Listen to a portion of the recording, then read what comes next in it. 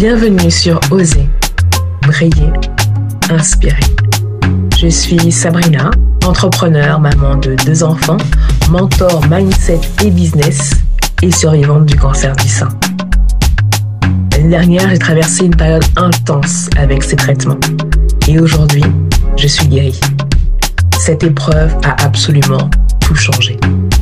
J'ai appris que la résilience, le mindset et l'organisation sont essentiels pour reprendre le contrôle de sa vie, trouver du temps pour ce qui compte vraiment et avancer malgré les défis. C'est ce qui m'a poussée à créer Oser, briller, inspirer. Oser, briller, inspirer. Bienvenue dans ce nouvel épisode de Oser, briller, inspirer. Aujourd'hui, l'épisode s'appelle Oser devenir auteur même quand on doute. Aujourd'hui, je t'invite à un voyage. Un voyage dans les coulisses d'un rêve partagé par des millions de femmes. Écrire un livre. C'est un rêve puissant, transformateur, mais qui peut vraiment, vraiment faire peur. Car il se heurte très vite à toutes les injonctions, les peurs et les doutes que l'on peut avoir. Si tu veux des chiffres, en France, 81% des personnes rêvent d'écrire un livre, selon une étude menée avec le Figaro littéraire. Et pourtant, 3% passent à l'action. Et encore moins vont jusqu'à la publication. Si je ne me trompe pas, c'est 1%. Et c'est pas faute d'avoir quelque chose à dire. Une femme sur 2 pense avoir une histoire qui mérite d'être racontée. Mais voilà, trop de doutes, trop de c'est pas le moment, trop de perfectionnisme, trop peu d'accompagnement, trop de je vais attendre que les enfants grandissent. Ou mais je suis qui pour écrire un livre?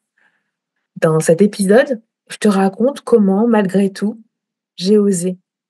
Et surtout, comment d'autres femmes autour de moi ont osé, parfois dans des contextes encore plus complexes. J'ai envie que tu écoutes ce podcast comme un signal. Peut-être que ce que tu portes depuis des années mérite d'être écrit. Peut-être que c'est ton tour. Alors, on va commencer par mon histoire d'auteur.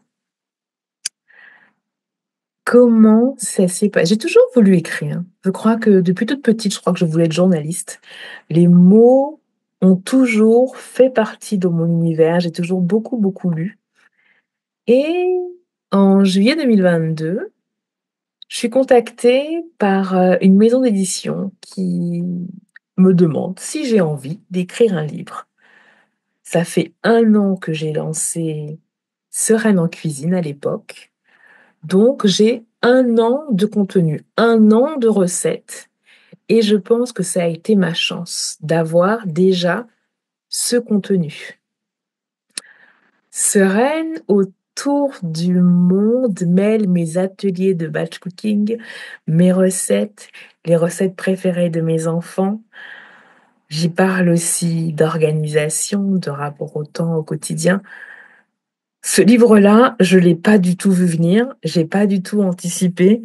Quand la maison d'édition me contacte, j'étais à 1000 lieues de cette idée et pourtant. Mais la condition de cette maison d'édition un peu spéciale, c'est qu'il fallait aller vite. 6 semaines pour tout faire. 6 semaines pour écrire les recettes. Dieu merci, elles l'étaient déjà. Pour prendre en photos que j'ai pris à ma charge, pour faire de la communication et surtout pour atteindre les 150 préventes. Alors, j'ai pas réfléchi beaucoup. Pourtant, ma fille avait 4 ans, mon petit 18 mois. Est-ce que c'était le bon moment? Absolument pas. Mais cette opportunité, je ne pouvais pas la laisser passer. Alors, j'ai dit oui, j'ai bossé et on a atteint 117% de l'objectif. et là, je me suis dit: «Ça y est, je suis une auteure publiée». J'allais laisser une trace. Mon livre allait être dans les mains d'autres femmes, dans d'autres foyers. Mes recettes allaient être testées par d'autres familles. C'était complètement fou. On m'avait dit: «Sabrina, tu vas voir, écrire un livre, c'est comme, un bébé». J'ai dit: «Mais n'importe quoi, j'ai déjà eu 2 enfants, je sais exactement ce que c'est, la joie que ça procure. Un livre, c'est juste un projet de plus». Absolument pas. Un livre, c'est beaucoup plus qu'un projet de plus et effectivement, c'est vraiment comme un bébé. Ce que vous ne savez pas sur ce livre, c'est qu'il a ça a failli être un brouillon de livre. J'ai appelé ça comme ça parce que je me suis totalement plantée sur ma première photographe. Elle avait l'air tellement investie par ce projet et ses photos étaient jolies, donc je me suis dit: «Allez, elle va comprendre mon univers, c'est parti». Et c'est très bien parti. Bon, même s'il fallait que j'aille chez elle avec toute ma nourriture et que je déplace tout mon matériel, pour moi, c'était pas grave, ça passait au second plan. Sauf que j'ai commencé à recevoir des photos qui ne ressemblaient à rien et il faut savoir que cette photographe, c'est pas la maison d'édition qui l'a payée, c'est moi. Et là, je me suis dit: «Bah, tant pis, ce sera un brouillon de livre». Mes recettes sont très bonnes, les photos sont pas terribles, mais c'est pas grave. Quand j'aurai les moyens, bah, je ferai des vraiment des belles photos qui ressembleront vraiment à ce que je veux faire et j'en parle dans un groupe, d'entrepreneurs, j'en parle. Il s'avère que la coach qui a créé ce groupe d'entrepreneurs est aussi photographe et elle me dit: «Sabrina, tu vas pas faire de brouillon de livre. C'est quoi les photos que tu dois faire et combien de photos il te reste à faire?» Je lui dis qu'il me reste une vingtaine de photos et ce que je veux, c'est la gourmandise, c'est le partage, c'est des plats familiaux et on s'appelle le vendredi et elle me dit: «Si lundi, tu es capable de sortir cette vingtaine de plats, je les prends en photo. On se retrouve ces 3 prochains jours et on shoot tout dans l'esprit que tu veux». Et là, je l'ai vu, vraiment comme un signe de il faut rien lâcher. Il faut vraiment rien lâcher. Il faut parler de ses projets et ne rien lâcher. Parce que si j'avais rien dit, j'aurais sorti un brouillon de livre. Et là, pendant 2 jours, je me mets à cuisiner ces plats avec mon bébé de 18 mois sur le dos. Quand elle vient pendant ces 3 jours, le petit est toujours sur mon dos, mais je cuisine parce que ce rêve est à portée de main. Et vous êtes là et vous achetez le livre et j'en vends bien plus que 150 et ce rêve devient possible. Et là, tout d'un coup, j'ai envie que d'autres, femmes ressentent ça. Ça, je le sais quand Vanessa me contacte et me dit: «J'aimerais que tu m'accompagnes à écrire un livre». Au début, je comprends rien. Moi, je crois qu'elle veut juste des conseils. On est business friend dans un groupe et je pense qu'elle veut juste des conseils et comme j'ai déjà vécu l'aventure, je peux lui donner plein, plein, plein de conseils. Mais ce qu'elle veut, c'est pas des conseils, c'est un vrai accompagnement de A à Z, d'avant l'écriture jusqu'à la sortie du livre. Et pire que ça, elle veut que je mette en page son livre. Donc je me forme sur InDesign et on y va. On écrit son livre, je relis. Elle me contacte début 2023 et en juillet 2023, on m'annonce que j'ai un cancer du sein. Et elle me dit: «Bon Sabrina, on arrête, tu vas te concentrer sur ta santé, on va quand même pas, continuer à bosser sur ce livre». Et moi je lui dis que c'est hors de question. C'est hors de question d'arrêter le livre parce que c'est ce qui me maintient dans la vie et on avait prévu de partir début août, prospecter les librairies et on part même s'il y a cette annonce, qui est là, on part parce que ce dérapage ou ce déraillement dans ma vie ne peut pas casser son rêve.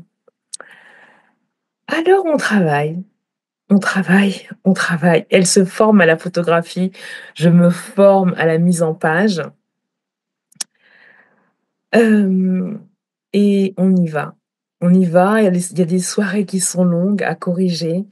Je crois que la pire semaine est celle où on envoie le manuscrit à l'imprimerie et qu'il y a toujours des décalages de pages et il y a des allers-retours qui durent une semaine. Mais Vanessa avait sa vision. Elle voulait sortir ce livre pendant une soirée presse. Elle a trouvé une salle, elle a décoré cette salle et elle a fait une soirée qui lui ressemble. Je la revois ouvrir son carton de livres et c'est vrai que cette émotion-là, elle est complètement incroyable, incroyable.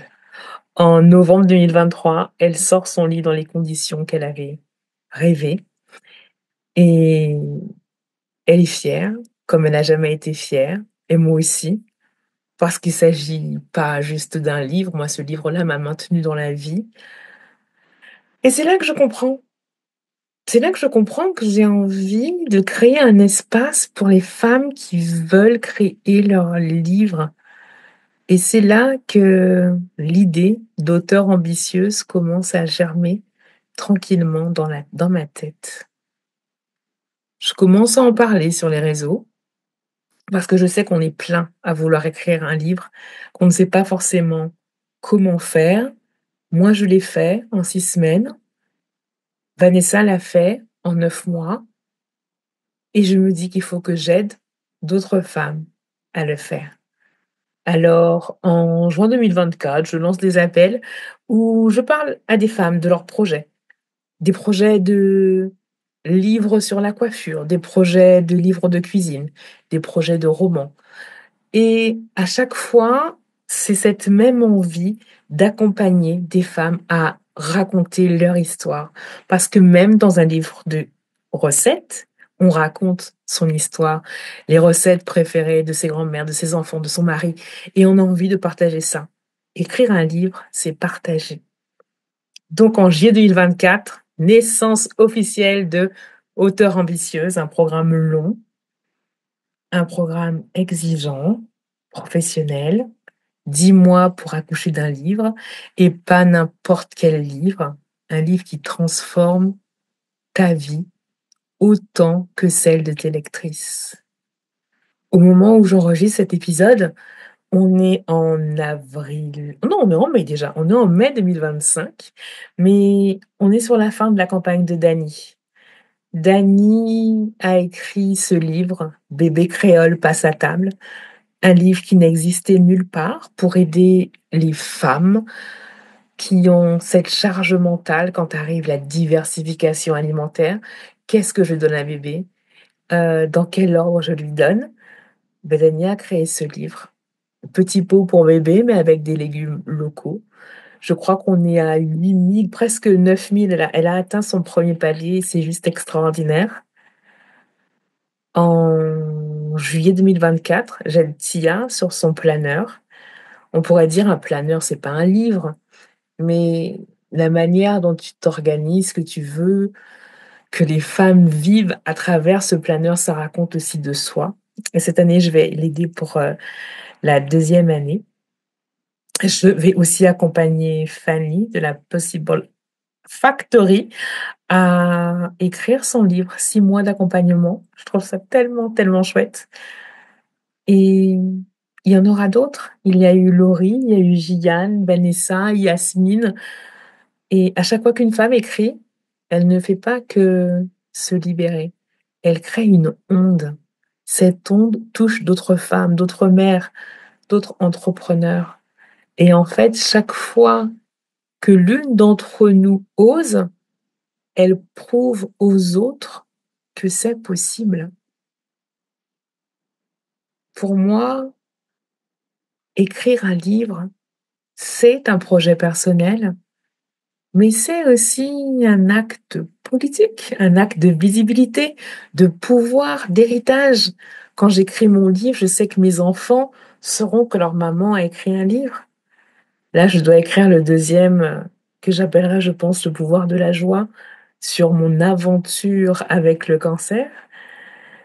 J'aurais déjà dû le commencer, mais je crois qu'il me fallait un peu de temps pour voir, comment l'hormonothérapie se passe pour pouvoir me lancer, mais là, c'est parti et si je ne me trompe pas, j'ai 5 mois pour l'écrire, le sortir et le vendre. Rendez-vous en octobre. Dans notre société, les femmes sont moins publiées, moins primées, moins médiatisées. En France, sur 100 manuscrits reçus par une maison d'édition, 70% sont écrits par des femmes. Et pourtant, ce sont les hommes qui dominent les meilleures ventes. Et pourtant, ce sont les histoires de femmes qui transforment. Ce sont nos récits de mères, de burn-out, de cancer, de résilience, de réinvention. Ces histoires-là touchent et ces histoires-là restent. Alors écrire, même sans éditeur, même sans un plan parfait, même sans certitude, c'est important. J'ai envie de terminer avec 3 livres qui, pour moi, sont pertinents quand on veut écrire. Il y a d'abord Écriture, mémoire d'un métier de Stephen King. C'est pas du tout une méthode, c'est plutôt un témoignage. Tu comprends le quotidien d'un auteur. Tu vois ses doutes, ses blocages, ses routines. Ce livre te donne la permission d'être imparfaite et d'écrire quand même. Ensuite, je mettrai Comme par magie d'Elisabeth Gilbert, l'autrice de Eat, Pray, Love, Mange, Prie, Aime. Il parle de la créativité comme d'un partenariat avec l'invisible. C'est doux, c'est drôle, c'est accessible et ça te rappelle que tu n'as pas besoin d'inspiration divine pour écrire. Tu as juste besoin d'oser. Et enfin, je dirais Révélez votre singularité d'Aline Bartoli, un livre pour arrêter de te comparer, pour te concentrer sur ton essence et pour écrire ce que toi seul peux écrire.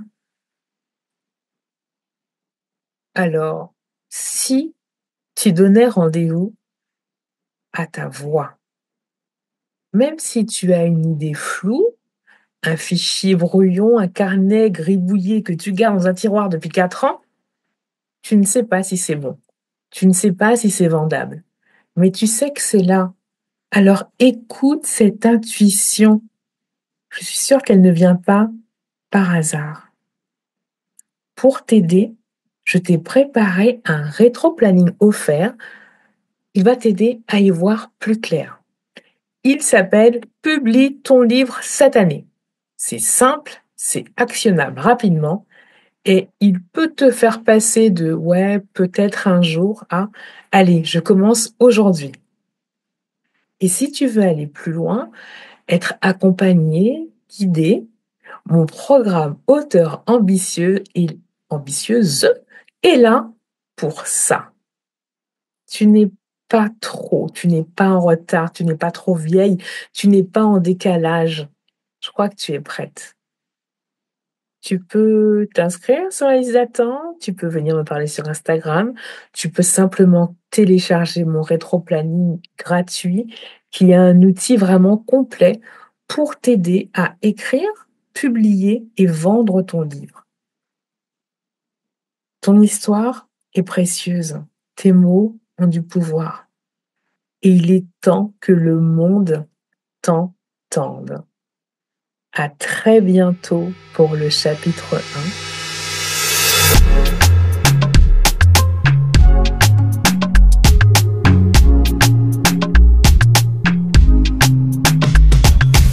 C'était un nouvel épisode de Oser, briller, inspirer. Aujourd'hui, on a parlé de comment oser devenir auteur même quand on doute. Surtout quand on doute. On se retrouve très vite pour le prochain épisode.